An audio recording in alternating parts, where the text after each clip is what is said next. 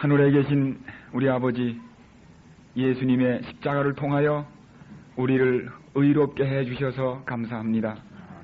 성령님의 역사를 통하여 우리를 거룩하게 해주셔서 감사합니다. 이제 곧 다시 오실 우리 주님의 재림을 통하여 우리를 영화롭게 하실 것을 인하여 감사합니다.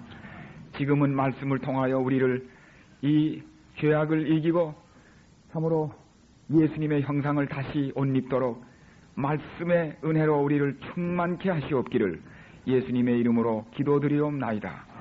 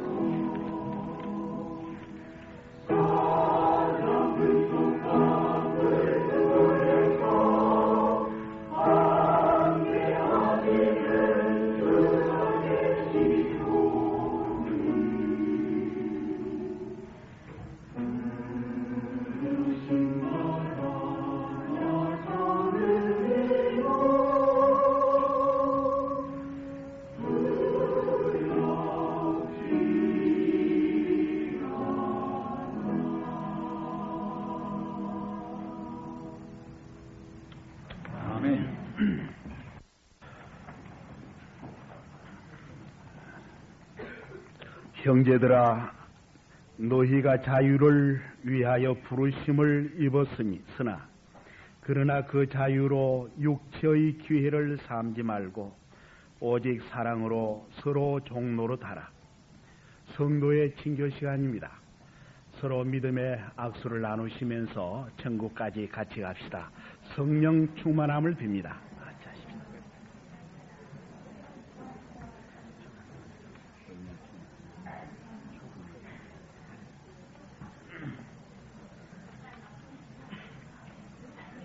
오늘 우리 교회에 훌륭한 주님의 종이 내방해 주심에 대해서 참으로 기쁨을 금치 못합니다. 신기훈 목사님은 삼육대학을 졸업하시고 필리핀에 있는 세미나리에서 MA 학위를 받으시고 삼육대학 교수로 재직하시다가 미국에 가셔서 신학 석사학위와 목회학 박사학위를 받으시고 그곳에서 베어링 스프링스 교회를 담임하고 계시다가 지금은 책을 쓰시기 위해서 노력을 하고 계십니다. 이번에 안수 목사 성경연구회가 경주에서 있었습니다. 만 5일 동안 우리는 세 사람의 강사를 모시고 성경을 연구하였는데 그 중에 한 분이신 신계원 박사님께서 오셔서 강사로 수고해 주셨습니다. 우리 신 목사님은 한국의 재림교회가 낳은 아주 훌륭한 주님의 종이라고 여러분에게 증거할 수가 있겠습니다. 교회를 사랑하시고 또 이분의 영감적인 강의와 설교는 많은 성도들의 믿음을 지금까지 부흥케 해오셨습니다.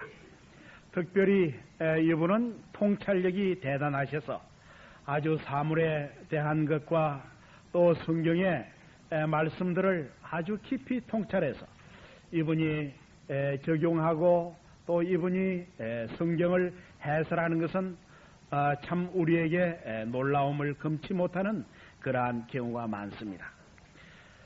이분이 삼육대학에 계셨을 때 우리 양경숙 자매님과 또 박정숙 자매님 가서 성경을 아주 공부한 제자들이라고 생각이 되어집니다.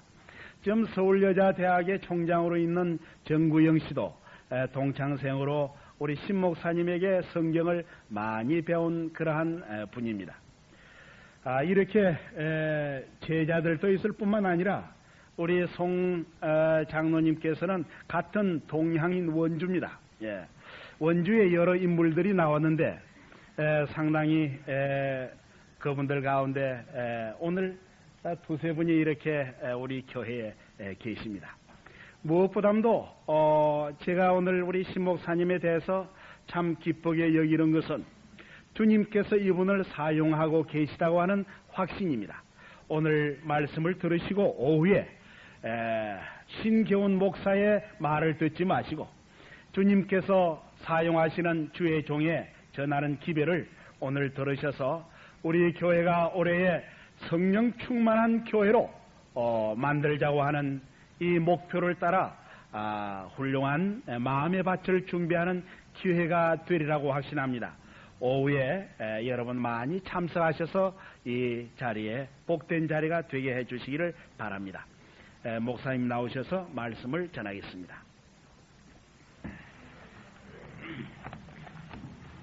안녕하십니까?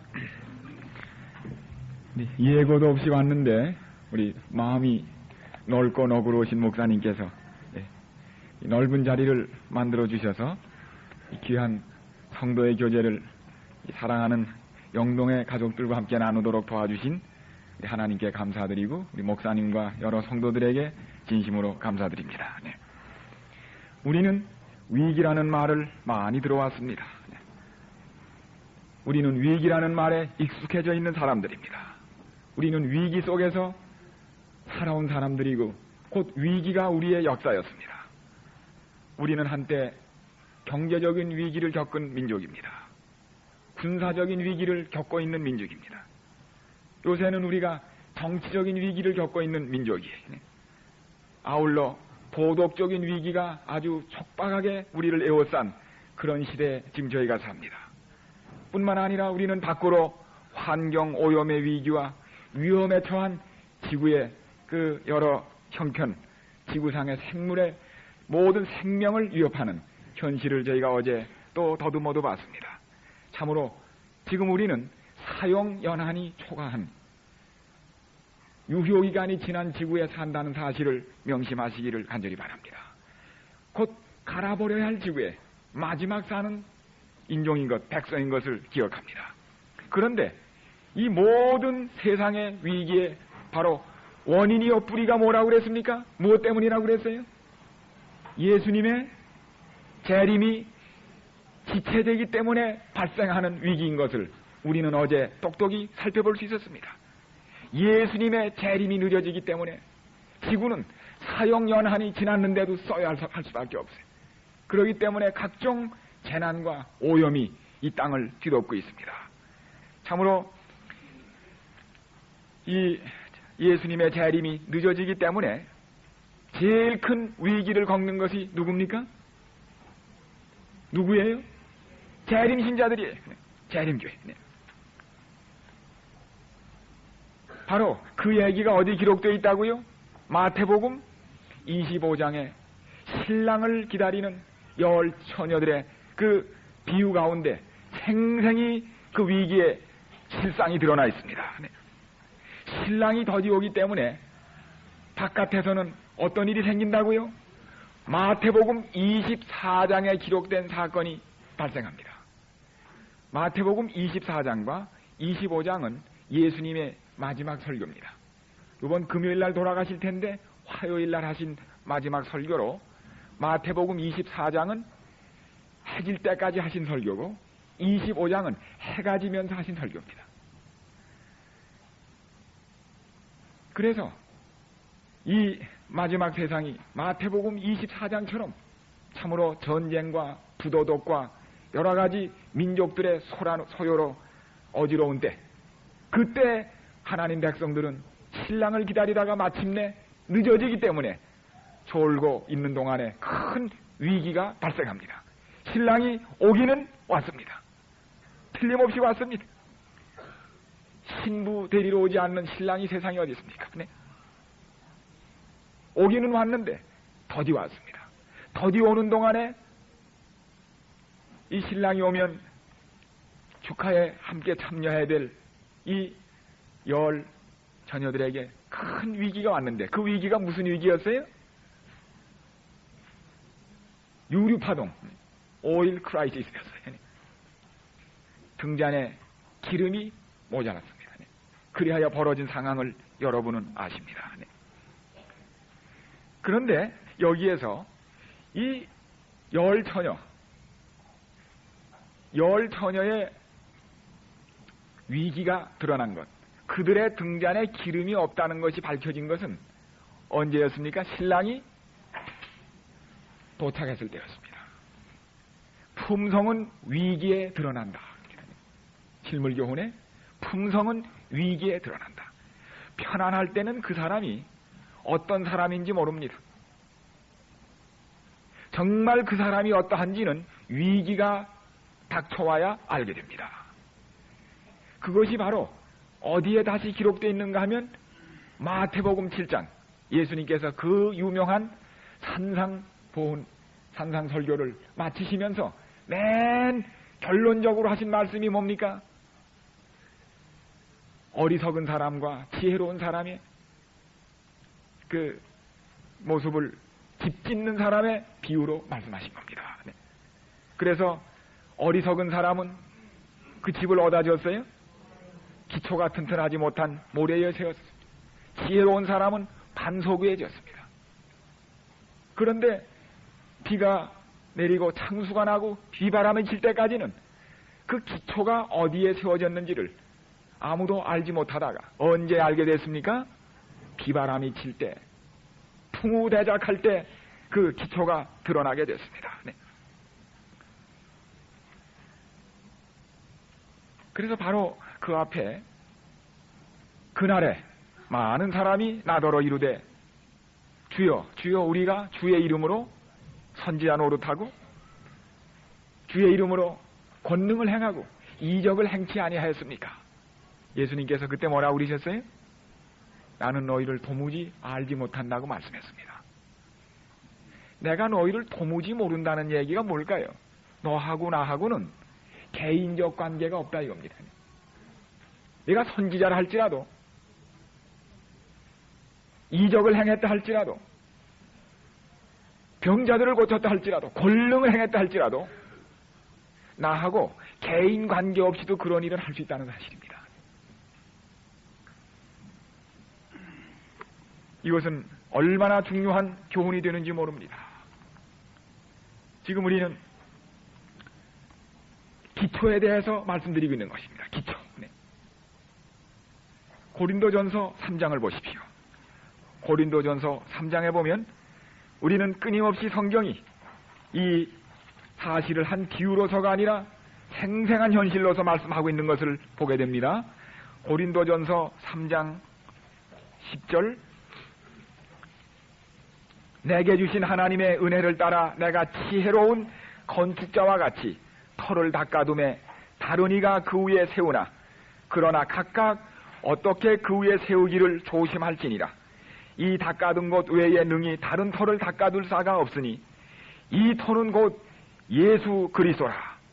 만일 누구든지 금이나 은이나 보석이나 나무나 풀이나 짚으로 이 터 위에 세우면 각각 공력이 나타날 터인데 그날이 공력을 밝히리니 이는 불로 나타내고 그 불이 각 사람의 공력이 어떠한 것을 시험할 것임이니라. 만일 누구든지 그 위에 세운 공력이 그대로 있으면 상을 받고 누구든지 공력이 불타면 해를 받으리니 그러나 자기는 구원을 얻되 불 가운데서 얻은 것 같으니라. 네. 기초입니다. 네. 각각 무슨 기초 위에 집을 세울지를 깊은 지혜를 가지고 생각하라는 얘기입니다. 네. 기초는 바꿀 수가 없습니다. 창은 바꿀 수가 있고 지붕은 가를 수 있어도 마루까지 바꿀 수 있어도 때로는 벽도 바꿀 수 있어도 뭐는 바꿀 수 없어요? 기초는 바꿀 수가 없습니다. 기초를 바꾸려면 집이 무너져 버려요. 그런데 이 기초는 무엇입니까? 우리의 품성입니다. 우리의 품성이 예수님의 품성으로 꼴지어지지 않으면 이 세상에 아무것도 그 위에 안전하지 않을 것입니다. 우리는 예수님의 재림을 고대하고 기다리는 백성입니다. 얼마나 기다리는지 모릅니다. 그래서 이름까지도 뭐예요? 예수 재림교회예요. 예수의 재림을 기다리는 교회입니다. 근데 예수님의 재림은 우리를 변화시키는 것이 아니라 우리가 어떤 집을 지은 사람인 것을 나타내주는 날입니다. 많은 사람이 큰 오해를 하고 있어요. 예수님 재림을 기다리면서 특별히 예수님의 재림의 징조가 이루어지기를 몹시 기다려서 그 중에 요한계시록의 마지막 예언의 성취인 뭐예요? 어렸을 때부터 들은 일요일 휴업령. 일요일 휴업령만 내리면 모든 문제가 다 끝나고 해결나는 줄 알고서 얼마나 일요일 휴업령을 기다리는지 몰라요. 그리고 어제 저녁에도 말씀드린 대로 미국에서는 지난번 우리 1월 20일 1에 취임한 미국 대통령 부시가 그가 취임하면서 제일 먼저 한 일이 무엇인가 하면 조지 부시 미 41대 대통령이 취임 후 최초로 취한 조처는 일요일을 국가적인 기도와 감사의 날로 선포하고 17명의 강요와 특별 보좌관들의 임명장에 자신의 이름을 서명한 것이었다. 이 소식이 TV와 미국 신문에, 미국에 있는 한국 신문들에 나고 일본 신문에도 났어요. 영자 신문에. 이래서 큰 감흥을 일으켰습니다. 드디어 때가 됐구나. 이래가지고 이 충격이 얼마나 컸는지 모릅니다. 이것을 가지고 대총회 종교자유회에 가서 제일 먼저 물어본 사람이 한국 사람이에요. 저도 이거를 제가 이렇게 만들어 놓은 게 아니라 이걸 먼저 유수를 알게 된 우리 신자들이 제락스 복사를 해가지고 모든 신자들에게 무료로 다 나눠줬어요. 네? 제가 보니까 참 정말 재림 신자들이에요. 보니까 네? 얼마나 재림을 고대하는지 제가 이것만 보고서도 알 수 있었습니다. 그래서 이거에 대한 반응으로 우리 또 늘 하는 거 있지 않습니까? 이런 일 생기면 뭐 하는 줄 아시죠? 네? 주섬주섬 싸는 거 있죠? 어디 좀 깊은 데로 가는 거 알죠? 네? 그거 하는 사람들이 또 나선 겁니다. 네? 그래, 이걸 자세히 알아보니까 이게 요한계시록 13장에 그 예언된 짐승의 표를 강요하는 그런 의미의 일요일혁명은 아닙니다. 네. 그 취임한 이틀 후가 일요일인데 그 일요일을 새로 취임하는 대통령과 미국의 안전과 평화와 번영을 위하여 모든 미국 시민들이, 국민들이 다 신자들이니까 대부분 그날 특별히 개인적으로 교회에서 기도하도록 기도를 요청한 한 날의 행사예요. 네.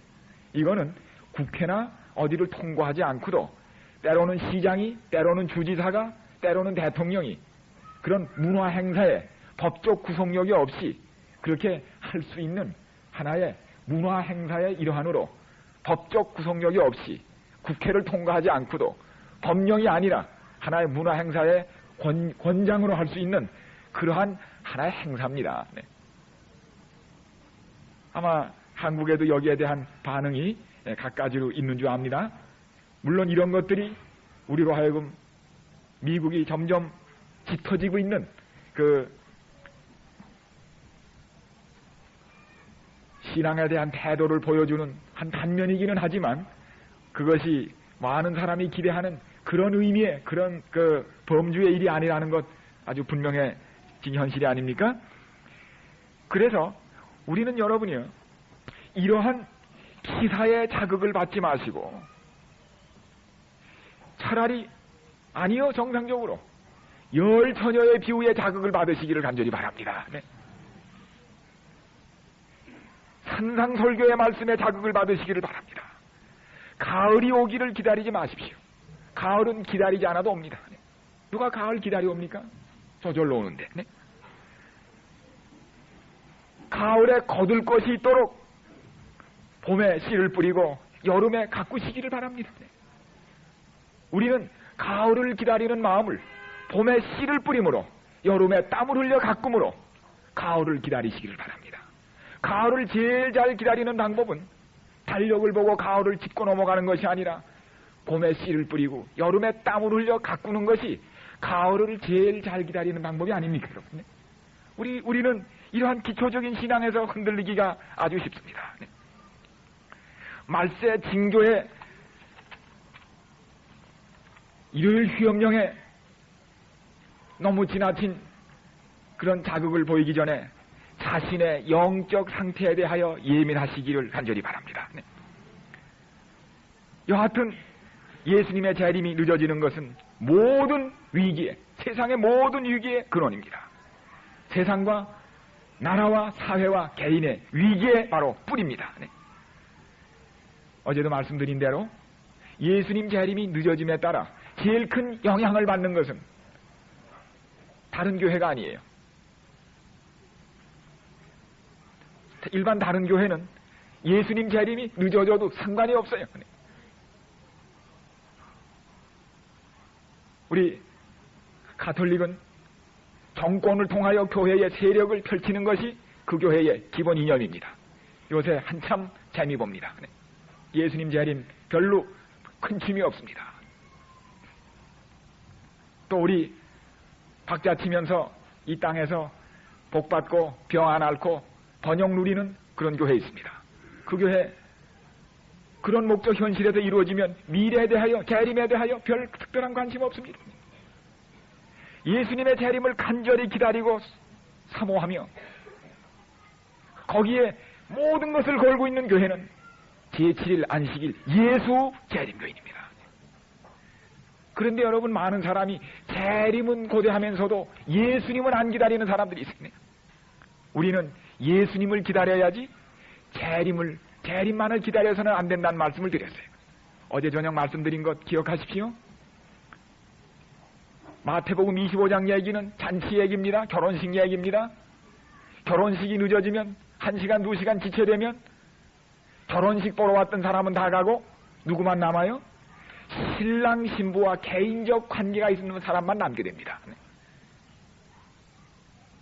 재림을 기다린 사람은, 재림만 기다린 사람은 재림이 늦어지면 떨어져요. 그러나 예수님을 기다린 사람은 늦어져도 기다립니다. 결혼식이 늦어져 보세요.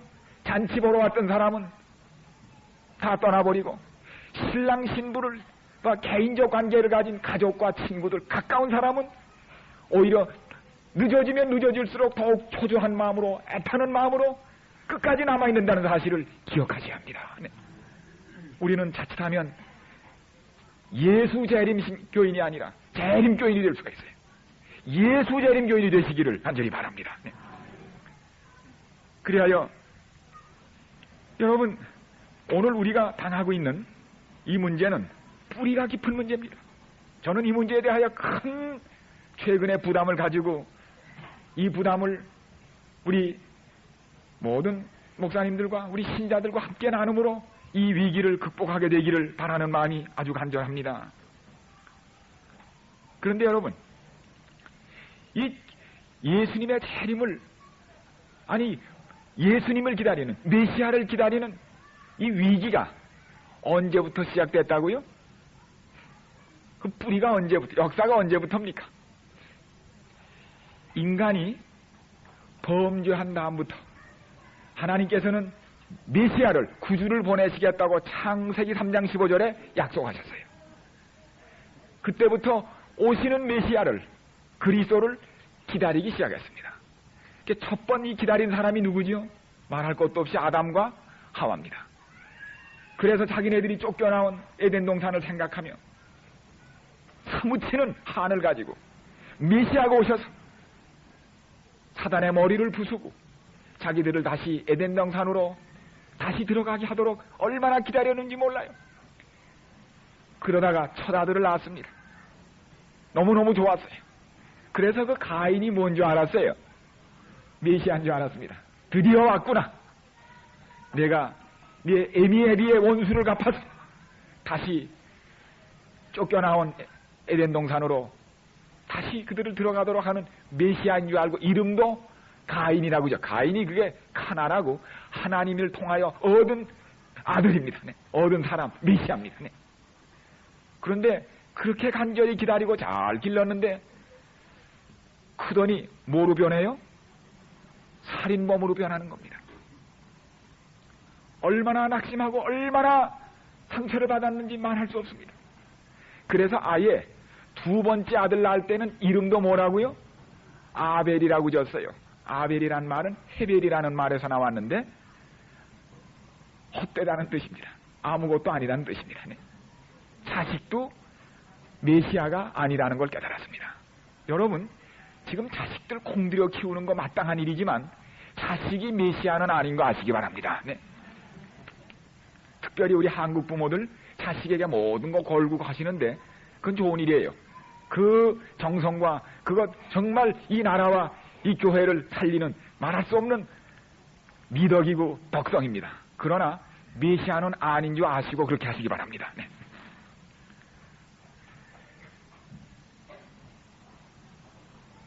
이 메시아를 기다리는 소원은 그칠 수가 없었어요. 다시 메시아를 보내시도록 하나님께서 아브라함을 택하셨습니다. 아브라함아, 내가 너를 메시아를 탄생시키는 조상을 삼으려고 그러니까 이 잘 사는 우르를 떠나서 메시아가 탄생할 팔레스타인으로, 가나안 땅으로 가라. 그래서 친척 잘 사는 집 다 뒤에 두고 수세식 변소가 달린 집 다 뒤에 두고 텐트 걸머지고 약속의 땅으로 갔습니다. 그런데 도무지 메시아가 탄생하질 않아요. 약속의 씨가 탄생을 하지 않아요. 내 씨가 땅을 차지하리라고 얘기를 했는데 영 약속한 약속의 자손이 아이가 나질 않아요. 이래가지고 기다리다가 초조해서 한 10여 년 기다리다가 그만 어떻게 했어요? 날짜를 정해버렸어요. 기다리다 지친 사람들이 자꾸 날짜를 정하는데 그 첫 번 날짜를 정한 게 아브라함입니다. 그래서 하가를 부인의 권고를 따라 얻어가지고 그 부인이 그랬어요. 여보, 조금 있으면 당신이나 나나 아이 날 모든 조건이 끊어지니까 그 전에 어떤 일을 저지르자고 그래서 이게 아마 내 탓 같으니까 자기의 여종을 들여보내서 거기서 낳은 게 누구예요? 이스마엘입니다. 기다리다가 기다리는 동안 믿음으로 기다리지를 못했습니다. 오늘날 그 이스마엘의 자손이 시작돼서 나온 저 아랍 세계가 하나님의 약속을 늦어지는 약속을 기다리지 못해 실수로 나온 민족입니다. 얼마나 골치고 두통이에요. 인간의 힘으로는 해결할 수 없는 문제가 발생한 것입니다. 아직도 이스라엘과 아랍 민족의 그 처절한 역사적 갈등과 싸움은 하나님의 약속을 늦어지는 약속을 믿음으로 기다리지 못한 결과라는 사실을 똑똑히 기억하시기를 바랍니다. 마침내 이스마엘이 14살쯤이나 돼서야 뒤늦게 아브라함이 100세가 될 때 사라가 90이 넘어서야 아주 늦게야 약속의 자손 이삭이 태어난 것입니다. 이삭은 예수님의 상징 아닙니까? 이 기다리는 동안에 하나님은 무엇을 가르치려고 말씀하셨는가 하면 아브라함이 자기가 이 아이를 낳는 것이 아니라 하나님의 생명을 주시는 하나님으로 말미암아 하나님을 믿는 믿음 때문에 고목과 같이 된 자기에게서 새 생명이 태어나므로 우리가 하나님을 믿는 믿음은 생명을 가져오는 믿음이라는 것을 그의 육체로 증명하려고 하신 것이 믿음으로 기다리지 못함으로 이 결과에 이르고 만 것입니다. 네. 그래서 여러분 오늘 아마 오전의 시간이 충분하지 못해서 여기 결론에 도달하지 못하면 저희가 이제 오후에 깨닫게 되십니다만 이 재림이 늦어질 때 이 문제를 해결하는 열쇠가 무엇인지를 바로 아브라함의 생에서 보게 됩니다. 아브라함은 늦어지는 하나님의 약속을 기다리다가 실패한 첫 번째 신자입니다.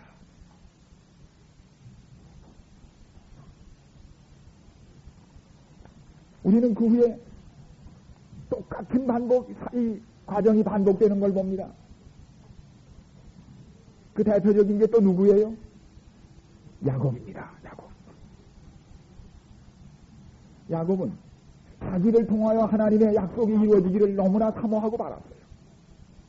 그래서 기다리면 다 그렇게 되도록 섭리가 돼 있는데 이걸 땡기려고 어떻게 했습니까? 나올 때부터 형의 뒤꿈치를 땡기다가 나중에는 어떻게 했습니까? 아버지와 형을 속여가지고 그걸 자기에게로 약속이 자기에게 이르도록 땡겨보려고 하다가 마침내 걔는 제가 찔러서 어떻게 했어요? 20년 태양살이에 참 고생하는 야곱의 일생이 그때 만들어지는 것입니다. 하나님의 이루어질 약속을 믿음으로 기다리지 못한 늦어지는 약속을 기다리지 못한 결과가 야곱을 만들어 놓은 것입니다. 성경에 야곱처럼 고생 많이 한 노독이 없어요. 고생꾼이. 내 주께 가까이 나가면 십자가 진처럼 고생인데 내 고생하는 것 누가? 옛 야곱이 그는 죄가 찔러 고생하는 것 같다 이겁니다. 야곱이 고생 많이 했는데 그게 누구 탓에 한 고생이에요? 걔는 죄가 찔러 한 고생이에요. 저는 이 야곱의 생애를 생각할 때 늘 생각하는 게 있어요. 제가 어렸을 때 지금은 그래도 뭐 이 아이들이 참 할 것 많고 갈 데가 많지만 옛날 다 기억할 대로 저희 잘할 때가 뭐 어디 놀러 갈 때가 있습니까? 할 게 있습니까? 그저 가을 되면 아이들이 어디에요? 남의 집 밤이나 따라가는 것이 큰 하나의 놀이입니다. 밤. 저도 아이들과 때를 지어서 남의 집가 밤을 좀 따오는데 주인 없는 사이에 돌이나 나무를 던져서 밤을 통일을 딴 다음에 주인이 나오기 전에 이걸 까가지고 뛰어야 하는데 밤송이가 떨어지면 그걸 빨리 까야 하는데 주인이 나오기 전에 말이죠. 그 뭐 있어요? 가시가 있는 거라. 그래서 그 가시를 까면서 가시가 찔리면서 늘 생각이 들어요. 왜 밤에 가시가 있을까? 네?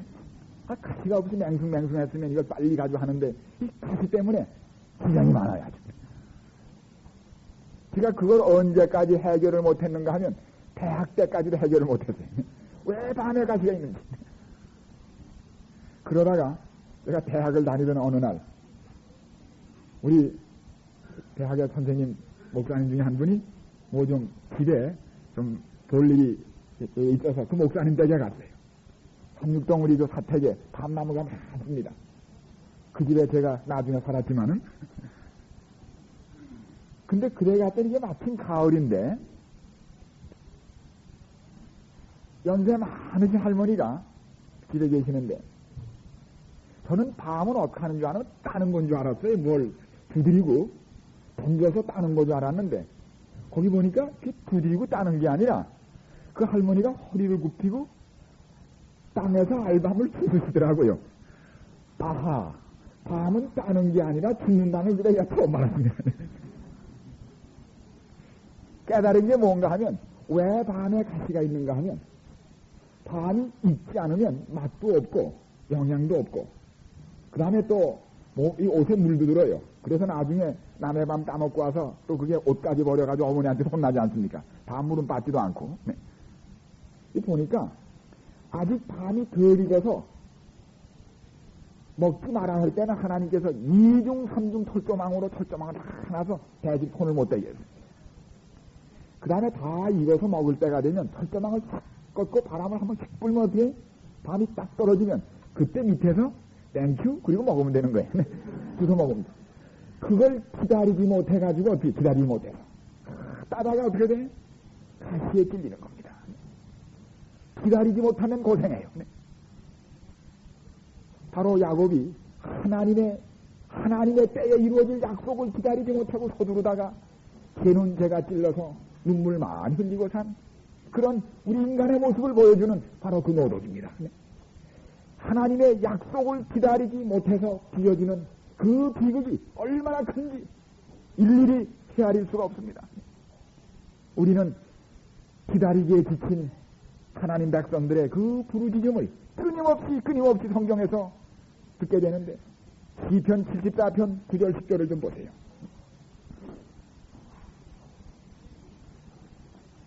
시편 74편 9절 10절 여기 보면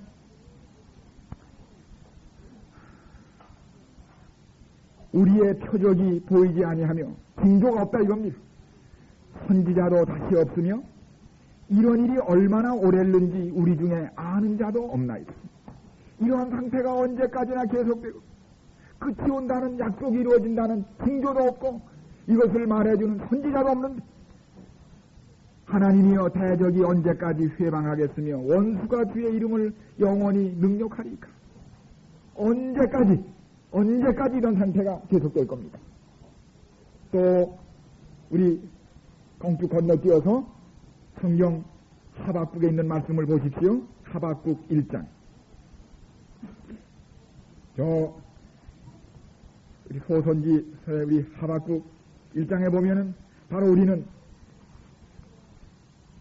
아담 때로부터 계속해서 내려온 그 부르짖는 소리, 늦어지는 약속에 대하여 부르짖는 소리를 다시 보게 됩니다. 하박국 1장 1절. 2절입니다. 여호와여 내가 부르짖어도 주께서 듣지 아니하시니 어느 때까지 하리까. 내가 강포를 인하여 외쳐도 주께서 구원치 아니하시나이다.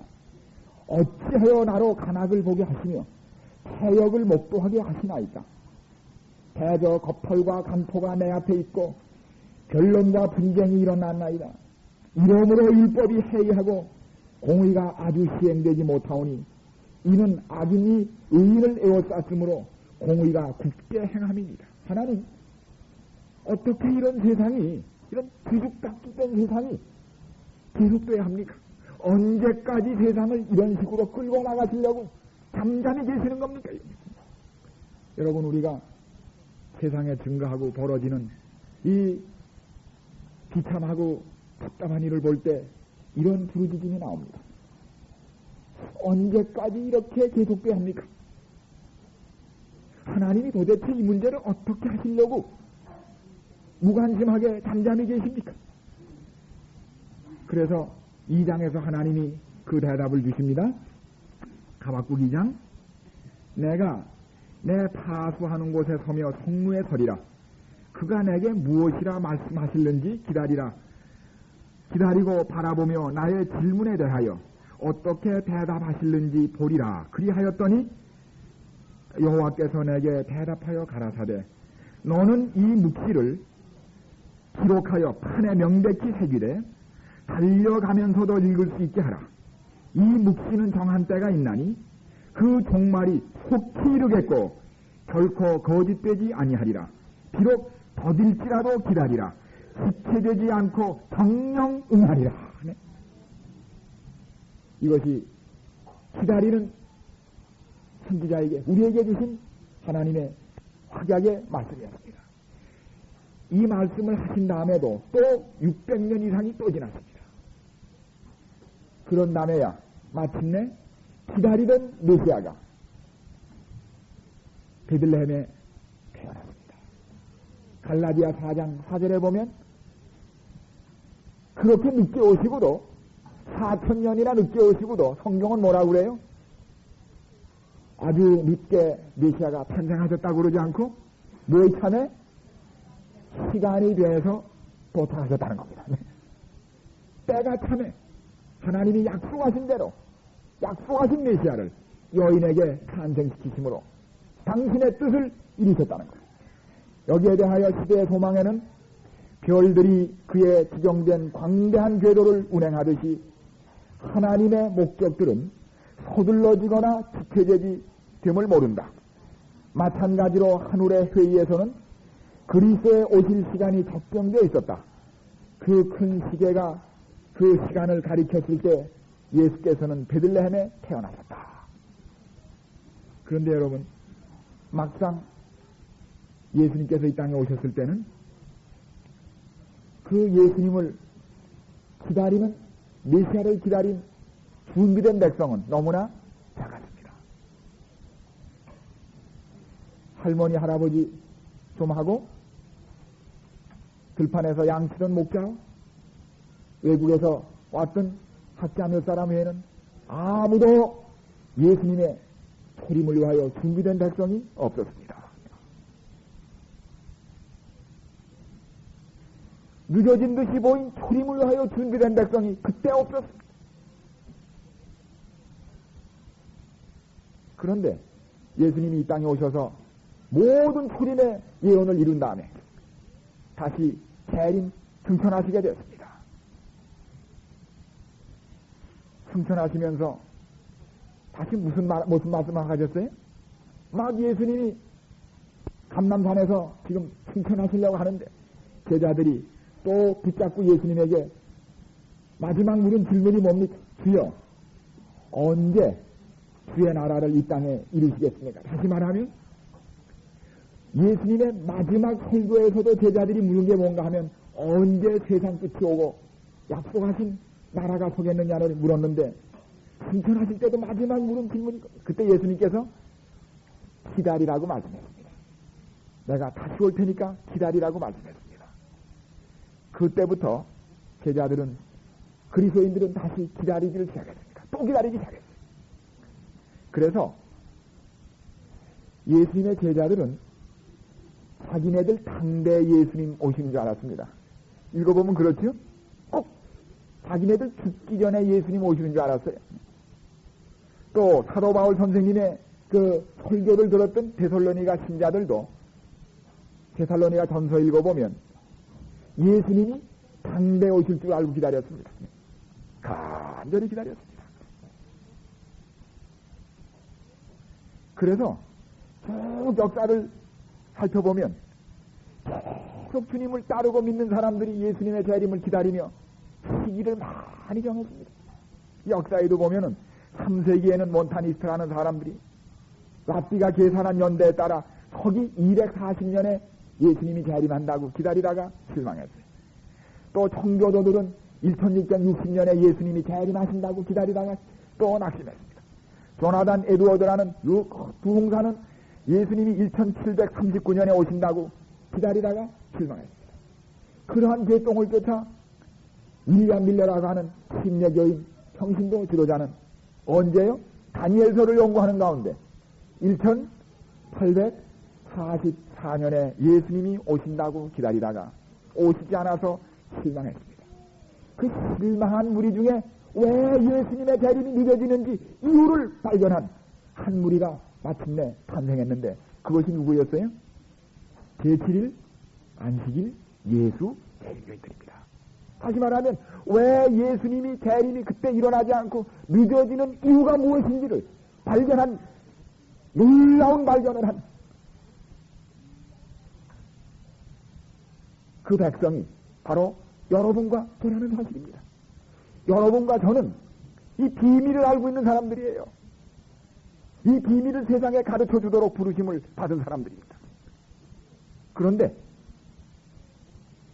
이 조파로 우리 말고 정말 재림을 더욱 기다리던 사람이 누가 있었는가 하면 지금 온 신자들이 교파에 관계없이 믿고 있는 하나의 재림교리가 있는데 그게 뭔가 하면 휴거라는 겁니다. 휴거. 또 휴거란 얘기 들으셨어요? 휴거. 네. 이건 뭐 장감리교 침례기 할 거 없이 온 세계 사람들이 예수님을 재림을 휴거라는 말로 표현해서 기다리고 있는데 이거는 1830년에 그 달비라고 하는 사람이 존 넬슨 달비라는 사람이 영국의 이 앵글리칸 처치 성공회 출신의 지도자인데 나중에 프리머스 형제라는 것을 만든 지도자입니다. 이 사람은 성경을 과거에 이제 기초를 통하여 연구하는 가운데 신약에 있는 교회는 구약의 이스라엘과 이걸 혼동을 했어요. 그래서 저 흩어진 이스라엘이 다시 나라를 이루게 되면 그것이 마지막 예수님의 약속을 이루는 징조로 보았습니다. 그 이스라엘이 드디어 2차 대전이 끝나면서 1948년 나라를 만들었어요. 야, 드디어 구약에 말씀하고 예언한 예언이 이루어지게 됐다. 그러면 1948년에 흩어졌던 수십 세기 동안 흩어져서 핍박받던 유대인들이 나라를 만들었은 이스라엘. 그러면 한 세대가 얼마냐 하면 40년입니다. 그래서 1948년 더하기 40년은 몇 년이 됩니까? 1988년 작년이 됩니다. 이래서 마태복음 24장에 나와 있는 무화과 나무의 비유에서 힌트를 얻어서 34절에 1988년 전까지 드디어 세상은 그 예수님의 두 가지 재림 중에 적어도 하나인 휴거 비밀 재림이 이루어진다고 확신해서 이걸 가지고 할 린시라는 사람이 책을 써서 대유성 지구의 종말이라는 책을 출판했는데 이 책이 얼마나 팔렸는가 하면 3천만 권이 팔렸습니다. 36개국어로.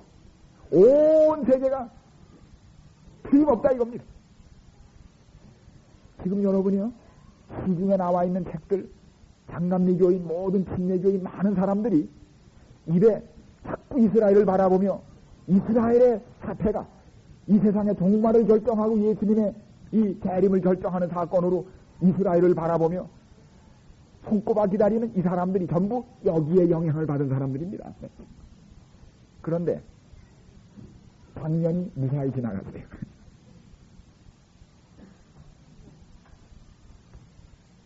아무 일도 없이 지나갔습니다. 작년에 마지막으로 날짜까지 정했던 사람들이 다 지나갔어. 그래서 이 세대주의, 휴거를 기다리는 사람이 이젠 허공을 바라보게 됐습니다. 이게 최고의 시기파예요. 온 세계를 망라한 시기파가 작년에 끝났습니다. 이젠 교파로서는 재림을 기다리는 그런 완전한 신앙을 가진 교회는 제7일, 안식일, 예수 재림교회밖에는 재림을 온전히 신앙의 기초로 기다리는 교회가 없습니다. 우리밖에 없습니다. 이러고 보니까 여러분이요, 예수님 오실 때 소리 못지않게 재림을 끝까지 늦어지는 재림을 기다리는 백성이 수도할 것이 너무나 분명합니다. 그런데 문제는 재림을 기다리는 신자 안에서까지도 신자는 다시 뭐예요? 자극을 주는 사건에만 관심을 가지고 예수를 기다리는 개인적 신앙을 갖지 아니하므로 오는 큰 위기가 우리를 감독이는 것을 저희가 최근에 보게 되는 것입니다. 저는 오늘 이러한 그 배경을 통하여 보험제한 이후부터 오늘에까지 이르겠습니다.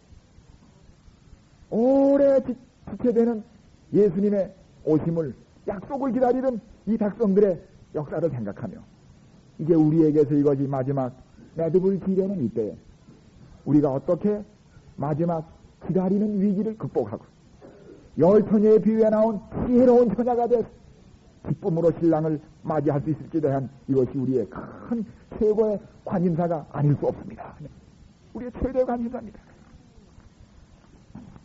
우리 이런 사실을 깊이 염두에 두시면서 사랑하는 여러분, 하나님이 우리를 기다리게 하셨음을 아셔야 합니다. 우리는 끊임없이 기다리러 요청받은 사람들입니다. 농부가 기다릴 줄 모르면 농사를 못 짓습니다. 농부는 씨를 심기 전에 뭘 기다려요? 비를 기다려요. 비가 왜 안 올까? 기다리던 비가 내리면 얼른 뭐 합니까? 땅을 깨고 씨앗을 심습니다. 다시 밭에 나가 뭘 봐요? 싹트기를 기다려요. 싹이 틉니다. 그러면 그 싹이 패서 자라서 꽃이 패기를 기다려요. 그 다음에 꽃이 피면은, 젖꽃이 확 피면은 또 뭘 기다려요? 계속 하늘을 보면서 비를 기다리며 열매 맺기를 기다립니다. 비를 기다리고 열매 맺기를 기다리며 바라봅니다. 그러다가 가을이 돼서 오랫동안 기다리던 비를 기다리고 꽃피기를 기다리고 열매 맺기를 기다리던 그 기다림이 성숙돼서 가을이 되어 곡식이 황금을 결칠 때 오래 기다리던 결과인 열매를 얻지 않고 수확의 기쁨에 동참하는 것입니다. 여러분, 씨를 어제 심고 오늘 열매를 거둔다면, 추수한다면 그게 뭐 농사입니까? 그건 농사라고 안 하고 뭐라고 그래요? 장사라고 그래요. 네. 그건 농사가 아닙니다. 장사지. 네. 왜 하나님이 우리를 기다리게 하셨을까요?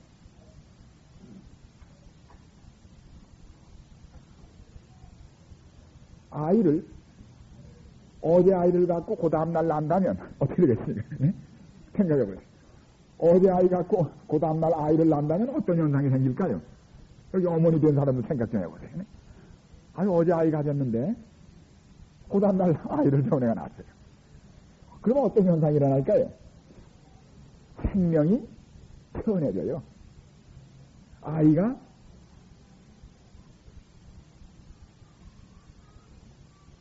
짐승새끼만도 못한 값이에요. 네? 그렇지 않겠습니까? 그 아이를 한 9개월 이상 큰 무거운 아이를 말이죠. 이렇게 참 데려다니는 동안에 그때 뭐 돼요? 철부지한 새댁이 엄마가 되는 거예요. 9개월 동안 아이를 가지고 있는 동안에 그때 엄마가 되는 거예요. 그렇습니까? 안 그렇습니까? 네? 그때 철부지했던 아무 철 없었던 그 아가씨 같은 새댁이 그때 철이 나가지고 엄마가 되는 겁니다, 여러분. 그 9개월이 허송세월이 아니라 엄마가 되는 시간이에요. 기다리는 것입니다. 그 기간 동안에 생명이 얼마나 귀하다는 것을 뼈저리게 느끼며 생명에게 값을 부여하는 기간이라는 것을 아셔야 합니다. 여러분이요, 이 재림은 2000년, 3000년, 4000년, 5000년, 6000년이 아니라 6만 년을 기다려도 기다릴 만한 가치가 있는 사실을 명심하시기를 간절히 바랍니다. 네. 기다릴 만한 가치가 있는 것입니다. 이 아이를 9개월 동안 몸에 품고 그래도 기다릴 가치가 있습니까? 예? 가치가 있기 때문에, 할만하기 때문에 그렇게 하는 것이 아닙니까? 그러므로 사랑하는 여러분들, 우리는 성도는 기다릴 줄 알아야 합니다. 성도들의 인내가 여기 있나니, 인내는 무슨 인내예요? 기다릴 줄 아는 인내입니다. 기다릴 줄 모르는 사람은 성도가 아니라 재림을 맞을 자격이 없습니다. 그러므로 여러분이요, 성도의 인내가 무엇인지를 기억하시기를 바랍니다. 우리 시간을 마쳐야겠네요. 오전 시간은 벌써. 야고보서에 있는 말씀을 읽으면서 오늘 첫 번째 시간을, 아침 시간을 마치겠습니다. 성경 야고보서를 보십시오. 야고보서 4장 7절입니다. 그러므로 형제들아, 주의 강림하시기까지 길이 참으라. 보라, 농부가 땅에서 나는 귀한 열매를 바라고 길이 참아 이른 비와 늦은 비를 기다리나니 너희도 길이 참고 마음을 굳게 하라. 주의 강림이 가까우니라. 우리가 기다리는 인내는 무슨 인내예요? 배고픈 거 참는 인내도 되지만 무슨 인내라고요? 기다리는 인내입니다. 제일 인내가 필요할 때가 어느 때예요? 기다릴 때 인내가 필요합니다. 어느 욕심 많은 중국 농부가 빨리 무를 키워서 시장에 내다 팔아야 돈을 버는데 무가 잘 안 커요. 옆집 무는 자꾸 크는데. 그래서 빨리 크게 하려고 어떻게 했다고 그래요? 번역에 가서 전부 무를 조금씩 잡아 빼놨어요. 네. 그 다음날 나갔더니 어떻게 돼? 다 죽었어요. 농사는 그렇게 짓는 거 아닙니다. 네. 잡아 빼는 게 아니에요.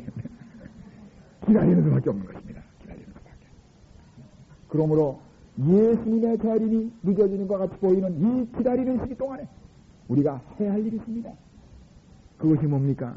이른 비와 늦은 비를 기다리며 하나님이 주시는 은혜에 맞춰서 부지런히 은혜를 바라며 기다리며 믿음으로 성장해가는 것입니다. 네.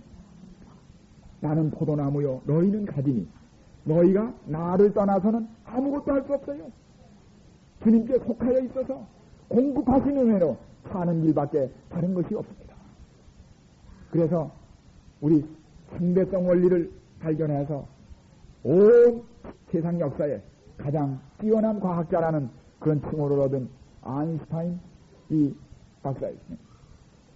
그 부인에게 주변 사람들이 물었어요. 아이고, 사모님께서는 선생님이 발견하셔서 발표하신 그 상대성 원리라는 걸 아시나요? 그랬습니다. 그거 아는 사람 얼마 안 됩니다. 다 아는 척하지요.